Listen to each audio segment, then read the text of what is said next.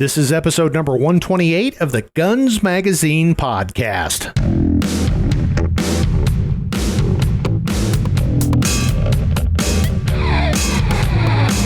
Hi there, and welcome to the Guns Magazine podcast. I'm your host and the editor of Guns Magazine, Brent Wheat. Thanks for joining us as we talk to the interesting folks who make up the world of shooting, hunting, and the firearms industry. But first, before we get started, let's have a quick chat about our sponsor, Luth-AR. Luth-AR is home of MBA buttstocks, which are affordable, lightweight, fully adjustable buttstocks for your AR-15 fixed and collapsible rifles. But that's not all. Luth-AR is your one-stop shop for build kits, replacement parts, and custom accessories, including the chubby grip, palm hand guards, oversized switch safety, and paddle bolt catch. Luth-AR is proudly made in the USA, and with 4 decades of experience, they're going to continue their mission of innovate to dominate with high-quality products for your ARs. Find out more at Luth-AR.com.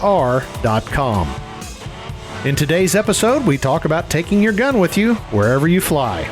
Our guest this week is a buddy of mine you might already know, Ken Campbell, the CEO of Gunsite Academy.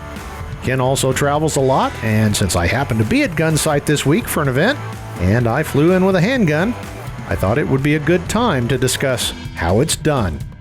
Now here's Ken Campbell on the secrets of flying with a firearm.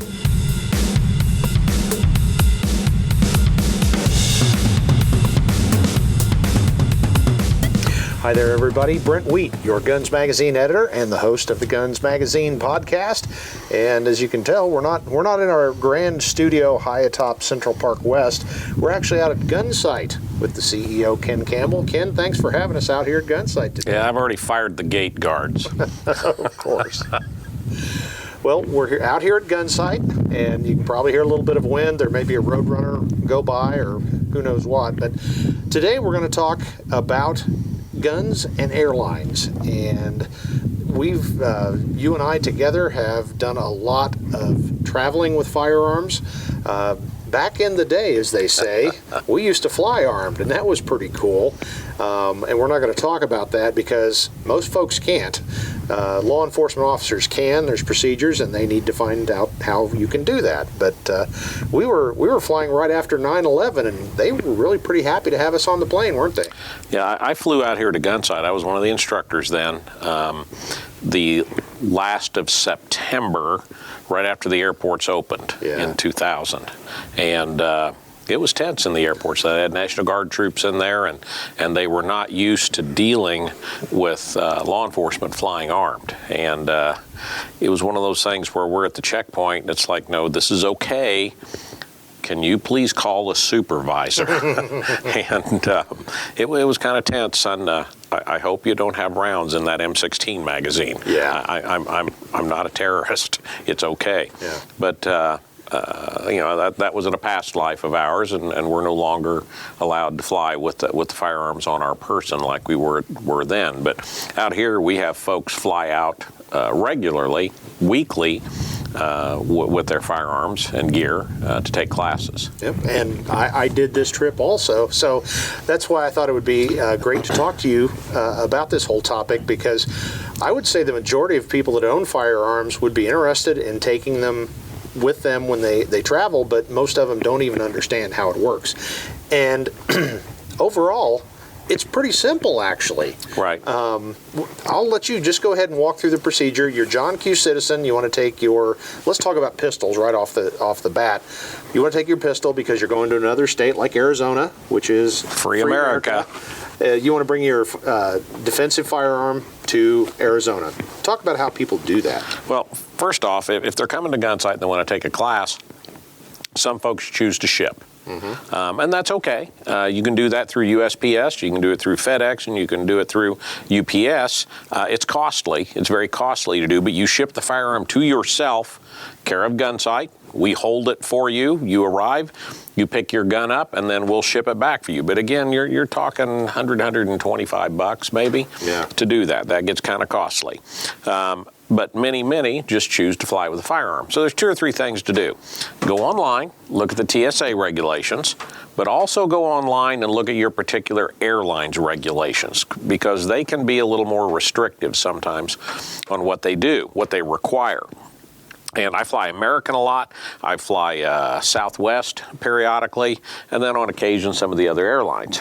But what you do is you need to get a locking hard case. Now, you don't have to go spend a fortune. You can go to the local big box store and get an MTM plastic box, and you unload your firearm, and then you make sure your firearm is unloaded, and then you want to make sure your firearm is unloaded. And what was that? Yes, it needs to be unloaded, and also no rounds in the magazine. We'll talk about ammunition separately. So you unload the pistol. Now, I run a zip tie, whether it's a revolver or an auto pistol. I run it down through the chamber, and so that it's easy to see, even to a duffer, that there's nothing in the barrel, if you will. And you place it in that case. Again, magazines can go in that case, but they have to be unloaded. And then you secure that case. I don't think the regulation anymore says non-TSA locks, but that's what I strongly suggest. You lock it up, and then when you lock it up, you want to make sure you can't pry the edges open, because TSA will try that. They will try, because if they can get their hand in and slip the gun out, they'll prohibit you from having the gun in that case, and you're kind of stuck at the airport at that point. Yeah. So you get your locks and you secure it on there, and then that box goes inside your suitcase. It does not have to be a hardwired suit, or a hard-cased rather suitcase. Right. It can be nylon. Now let me an extra step that I do. I run a cable lock through the gun, the trigger guard, and lock it on there, and it locks then to it comes out the case, and I lock it to the inside of my suitcase so that they can't take the whole box out. You have to go to these requirements because they have internal theft problems. Yeah. So this way they can't do that. Now I get some funny looks, and I'll get to that in a minute in the searching part when that's done, but it just makes it more secure to me. So it gets locked up inside your suitcase. Your suitcase gets locked. You can use Tsa Compliant Locks. Now you can't go to the sky caps and say, hey, here's my bag, here's $5, take good care of me, pal. You have to take your bag in and get in line and check in. Even though you got your boarding pass already, right, you've got to check in. So allow yourself some extra time for that. So you stand in line, go up and say, I have a firearm. I need to declare a firearm in my suitcase. So they'll give you a form where you're swearing and bedamning that it's not a loaded gun and so on. You sign off on that. Some airlines require it, some don't. They'll say, all right, show me the gun's unloaded. Well, at one of the airlines just recently, because I carry a revolver and a semi-automatic pistol, the woman at the counter was insistent I show her on my J-frame Smith & Wesson revolver that the clip wasn't loaded. and I'm trying to politely explain, ma'am, it's not a semi-automatic pistol, it's a revolver. I've opened the cylinder up, but is there anything in the clip? No, ma'am, there's not. And we let that go. So, ma'am, when does your NRA membership expire? Yeah, exactly. So they may ask, and I really think that's kind of odd, because here we are in line with 100 people behind us. So you want me to open the suitcase? And I flew back from Indiana with about 12 handguns. Yeah. About a year ago. Matter of fact, I was staying at your house. Yeah. And again, you want me to open this in front of God and all these people? Yes, we do, sir. Okay. Oh, okay. You can lock that up now. Yeah. So you close it back up again, and they will affix the document that you signed either to that case. Many airlines will tape it to it. Others will just put it in the suitcase. So you lock that up. You maintain custody or control of the key or the combination to those locks. You close up your suitcase, lock it, and they will, depending on which airport and how up-to-date they are in technology, Indianapolis says, okay, your suitcase is good. When you go through the TSA checkpoint, go to the supervisor stand, show them this, and that you've got a firearm that you're waiting to come through, and they will either say, oh, somebody will be here, because they want you to open it, or they'll say, go on. In Phoenix, they take us over to the TSA checkpoint. You take the bag over there with the airline employee, and TSA then opens it up, and they can search your bag as thoroughly as you wish. Usually, they'll swab the gun case. Sometimes they'll open the gun case, sometimes not. That's where I get the funny looks, where they go to take the gun case out, and that cable stops them. But again, I'm just being extra safe. So they'll do that, and they do in Phoenix, they search it in your presence, but they do not have to. So then they lock it all back up, and you can watch that, and then they say, okay, you're good to go. So you go, get you a cup of coffee and drink it through your mask. So when you arrive at your destination, depending on the airlines, there should be nothing put on the exterior of the bag that says firearm enclosed, please steal me. Now they may put a special baggage handling tag on it because depending on the airlines, it may come out on the carousel or it may go to the baggage office. Yeah. If it goes to the baggage office, it's oftentimes the last baggage to arrive there. So again, you want to build in some extra time on the front end of your trip and also on the back end of the trip there. So it comes out and goes round and round. Before I leave the airport, I like popping my suitcase open and at least hefting the box to make sure it still feels heavy. Yeah. I don't necessarily want to suggest going over to the counter and opening it up and loading your Gunsite service pistol there and holstering it up. That's not prudent. Yeah. Let's just say. Now, ammunition. Ammunition needs to be in a proper container. Now that can be the factory box, that can be the plastic like reloading boxes you can get, but you cannot have loose ammunition. Depending on the airlines, if you may have ammunition in a magazine if the magazine is in a secure container like a magazine pouch, but not all airlines allow that. So the easiest thing to do is just take a box of ammunition with you. You can have no more than the magic number of 11 pounds. 11 pounds of ammunition. Now, what is magic about that? I have no idea, but that's their regulation. Now, if you don't want to follow those rules and regulations, don't fly. It's their house, their rules, and that's what we've got to do. It takes a little extra time, but it's comforting to me to know that my pistol will arrive when I do. Yep. And then when I do get out in the car, if I'm in a state where my CCW is reciprocal, you and I have Leosa cards, so that's a magic card for us, but that way I can load up in the rental car and feel better so I can protect myself as I travel on to my destination. Yeah, and talking about some of those differences, I flew up on Southwest. I've flown Southwest quite a bit here in the last couple of months, and they do the smart thing, I think. They just ask you to swear and affirm that the pistol or whatever is unloaded, because the vast majority of these folks, they don't know anything about it. And then there's the issue of, let's bring the gun out and play with it in front of all these people. Yes. So I think Southwest, they're pretty prudent by not doing that. You just have to, swear and affirm that it's empty. It was funny when I was flying on this trip. We do this a lot, and I went to the Southwest counter, and they were. I told the lady what I always do. I've got to declare a firearm, and she looked with this "oh no" look on her face, and I thought, "Wow, okay." And so she went over and got the supervisor. She was in training, so that's great. They started walking through, and I started answering the questions. Some of them before she asked, and because the lady that was training her said, "Okay, now about ammunition," I said it's in a factory enclosed hard container, and it's under 11 pounds. And she goes, "That was the next question I was going to ask." So we all kind of had a little yuck, but going back to the airlines, something that you taught me a long time ago is you got to win them with honey rather than vinegar. Yep. Because most of them, they mostly know the procedures, but you get all kinds of a lot of folks look at us as ugly gun owners.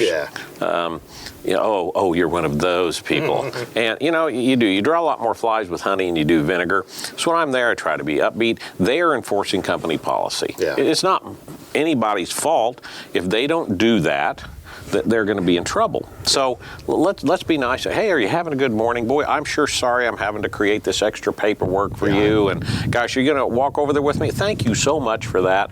And that just, you may be flying out of that counter again, and it's much better for them to say, oh, I remember you, as opposed to, Oh. Yeah. Yeah, I remember you.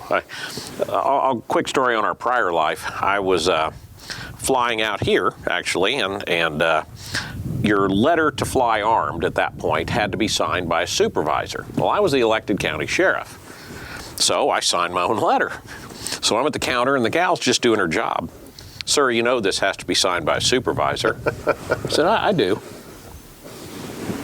So you your own supervisor? And I said, well, ma'am, if you take a look at that letterhead, well, darned if you aren't, Sheriff. And I said, ma'am, try as I might, I could not get all those voter signatures on that letter for me. But again, we didn't make a nasty deal out of it. We had fun with it, and life goes on. They can make it more challenging. Yeah. If you want to make it more challenging, they're just doing their job, whether we like it or not. That's what they're supposed to be doing. So try to follow it. Go to the airlines, read what their policies are, and read what TSA's policies are. I print them out. Yeah. And that way, if there is a question, when I've got a supervisor there, I can say, but I tried to follow your rules here. What did I do wrong? Yeah. I'm not saying you're a dummy.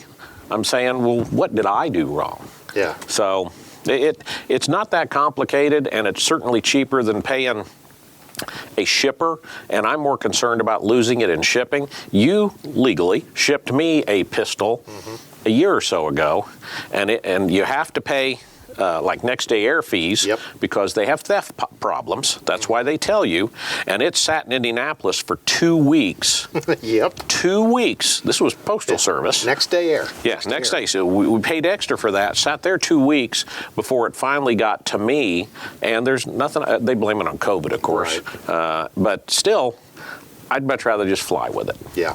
Well, and for me, I go to Florida a lot.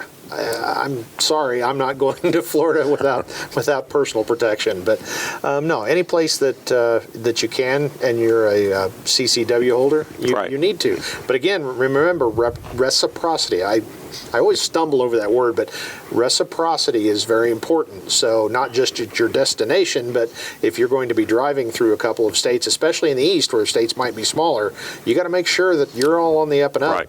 Right. Go to the NRA's website. They've got information on that. A friend of ours, a guy named Brian Caillou, writes a great book every year on what's the name of his book? Gun Laws by State.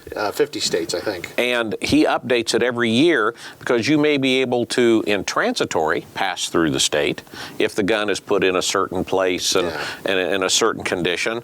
Other states are reciprocal. Your gun permit is just as good in Indiana as it is in Arizona, for instance. But the onus is upon you to know that, and especially if you know you're going to unfriendly gun states like California, Illinois, New York, up northeast, Washington, and Oregon. That onus is upon you. So if you screw up, it's your own fault. Well, in the time we got left, let's talk about long guns. That's quite a bit easier. First, I think the biggest thing there is just make sure your guns are safe. Did we mention the guns needed to be unloaded? They need to be unloaded. But I've shipped hunting and or tactical long guns various places, and they don't baby them. So that's one place where I would definitely spend an extra, whatever it costs to get the best quality long gun case you can. Yeah. And it is pretty much the same thing. You go to the counter, you declare it, they'll want to, ask if it's unloaded. And on the bolt guns, I take the bolt out. Yeah. So you can see that. Of course, I don't leave even an empty magazine in an auto loader, so it's separate. Again, same thing with a zip tie. Yeah. If I can run a zip tie through something, it just shows. Well, I'll tell you what else is fun is going to an airport out of Alaska. They see a lot of guns. They're like, oh, cool. Hey, is that the new Remington 700 and such and such? And they're just so used to it, and they're hunting people, and that makes it fun. But spend some money on a decent case. Yeah. Because it gets beat up. They do. But overall, I think the overarching thing here, aside from just having the knowledge on what you need to do, and as Ken's pointed out, the procedures are pretty simple, but flexibility. You got to be able to go with the flow because you may run into somebody that doesn't know the proper procedure. They're not a gun person. They're offended by you. Don't fall to that bait. Yeah. And they may be a gun person. Maybe they're just having a really rotten day. And if you come up there and they're a little brusque with you, and then you decide, well, I don't have to put up with that garbage, and you come across hard, that just makes it more complicated. You may end up in the penalty box for a while and miss that flight. Exactly. If folks aren't familiar with that concept, it's that idea that if you're in customer service in some way, that if you're creating a problem, they'll say, well, why don't you just stand over there and we'll talk to you in just a minute. And they'll just forget you're ever there, because we might have done that directing traffic a time or two. It is unknown to the undersigned. Exactly. But, build in extra time on the front end and the back end, and just relax. It'll all work out. Yeah. You don't get too spun up. It's not a tax audit. Yeah. Other than the only time I've ever had a real scary moment, aside from the time we were flying armed and they lost my paperwork and I thought I was going to federal prison, but that's another story. That's another story. But the first time I'd flown on, I don't even remember which airline, but that one is one of those where your bag goes to the special place. And I'm standing there and people are grabbing bags, and now the carousel shuts down. I'm like, oh my gosh. And I had a couple of guns in the suitcase, and I'm like, okay, what do we do now? So I go, and they're like, oh yeah, Mr. Wheat, yeah, just show us, can we see your driver's license? Oh yeah, it's your bag. Have a nice day. And it's like, okay, I'll remember that. Or you're standing there waiting on your regular suitcase, and here comes your bag with the gun in it that's supposed to go to the baggage office. But oh well. Every place is different, so go with the flow. It is. So just relax, go with the flow. Don't give them, if it's an anti-gun person, don't give them the reaction they're looking for of the ugly American gun owner. Yep. Just kill them with kindness. Yep. Okay, at the end of every podcast, I talk to my guest. I don't know if anybody knows how you hear about Gunsite, but go with it, Ken, go. Gunsite's the world's oldest and largest privately owned training facility. We're in the high desert of northern Arizona. We're 3,200 plus acres. We've got 27 ranges. We can shoot from contact distance to 2,400 yards. I overheard one of my clients say this last week at work. We're an unwoke Disneyland with guns. So this is the neatest place. We've been here 46 plus years, founded by Jeff Cooper. We are crazy, crazy busy. And, we even have ammo we can sell you for your class at a reasonable price. So if you want to learn how to protect yourself and your family, Gunsite's the place to come to. And that website is? Gunsite.com, Gunsite.com. If you want to reach out to me direct, it's a pretty complicated website. Even my friend Brent can understand it. Ken at Gunsite.com. And Gunsite, Gunsite, absolutely. Well, we've been out here this week with all of our team from FMG Publications, and we've had a great time. And I think the rest of my team came away going, okay, we're kind of understanding what Brent's been talking about all this time. So, and you had one of your teammates was not really a gun person, and in this case happened to be a lady. And just in the one day of training we spent, I think we took Amy light years. Yeah. And really, she's really awoke to, gosh, I can do this. Yeah. And that's what we do each and every day. This week we've got a long-range rifle class going on. We've got a close quarters pistol class going on. We've got a pistol caliber carbine class going on. We've got Gun Stories is here, as they are every year. FMG was here. Last week we had defensive handguns doing their filming here. Next week, or 2 weeks, Mossberg's back. Well, we've constantly got industry partners here doing good things. And it was pretty cool a few years ago when the Python came out. We were shooting them here in October before they were released in January, because they do those pre-SHOT Show releases. Yeah. And that's always fun. Ruger's just down the road from us. They come up and use our ranges all the time. You want to come shoot? Do you have ammo? Yes. Do I have to clean the guns? No. All right, I'm on my way. Well, I got to say, I've taken over your conference room for everything I'm doing, and I think it's a Lewis machine gun. Yeah, Lewis. There's Gun Stories. Yeah, there's a Lewis gun. There's a potato digger. Potato digger. We've got a foreign big bore gun we're bringing out tomorrow. Yeah. Last year, I got to shoot a minigun here. That's a nice view from the office. Well, we've gone completely off track here because we're talking about Gunsite and gun stories and gun fun, but folks really do need to come out here to Gunsite. Well, Ken, thanks for talking to us, and we'll be talking, I'm sure, more in the future. We will. And when are you coming to Gunsite?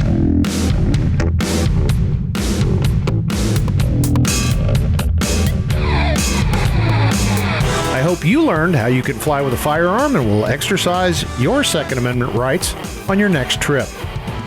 And with that, I'd like to thank you for listening to the Guns Magazine podcast. Guns Magazine was first on the newsstand, and today we are bringing you the most interesting chats in the gun world. If you've got any questions or comments about the show, please email me. That would be editor@gunsmagazine.com. Make sure you subscribe to us on your favorite podcast directory, YouTube, and of course, you can always listen at gunsmagazine.com. And while you're online, don't forget to check out our great sister publications, American Handgunner Magazine at AmericanHandgunner.com, AmericanCop.com, and our numerous special editions available for sale on our websites. Most of all, while you're online, I'd also appreciate it if you would share a favorite episode or some kind words on your own social media. Well, that's it for this episode of the Guns Magazine podcast. For the entire staff at FMG Publications, I'm Guns Magazine editor Brent Wheat. Now get out there and get shooting.